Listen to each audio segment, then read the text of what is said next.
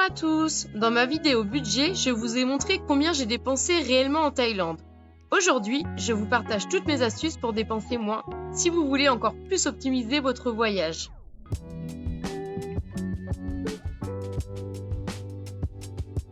Pour avoir des billets d'avion au meilleur prix, il est très important de s'y prendre à l'avance, c'est-à-dire entre 6 et 12 mois pour réserver ses billets d'avion. Il faut également être très flexible au niveau de ses dates de voyage.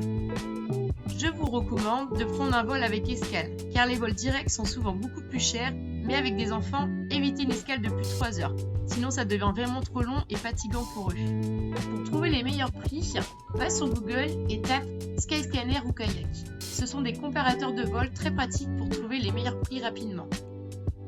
Ne payez pas de supplément pour les sièges. Les compagnies placent automatiquement la famille côte à côte et profitez du fait que votre enfant de moins de 2 ans ne paye pas son billet pour économiser encore plus. Surtout pas d'activer les alertes prix sur Skyscanner et dès qu'une bonne offre apparaît, n'hésitez pas à la réserver pour éviter que les tarifs remontent. C'est vraiment primordial. Et pensez à comparer plusieurs aéroports ou villes pour trouver le meilleur deal. Pour économiser sur les activités en Thaïlande, organisez un maximum vous-même, comme les temples gratuits, il y en a souvent. Participez aux activités gratuites comme marchés et plages.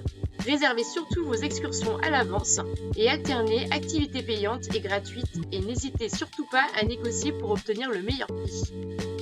Pour les transports, privilégiez les Grab, Bolt ou les taxis à compteur. Louez un véhicule en famille, marchez quand c'est possible, regroupez vos trajets, utilisez le plus possible les bus et les trains locaux et sachez que les bateaux peuvent souvent se négocier sur place pour obtenir le meilleur prix.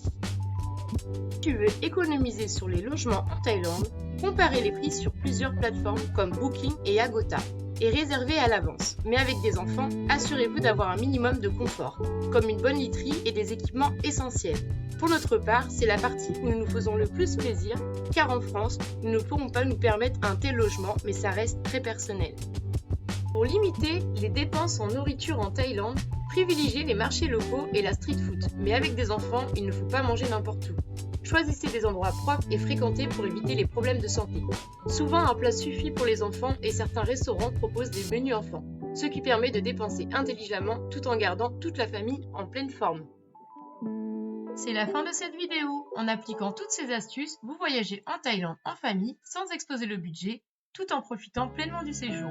Et pour ne rien rater sur la prochaine vidéo, abonnez-vous!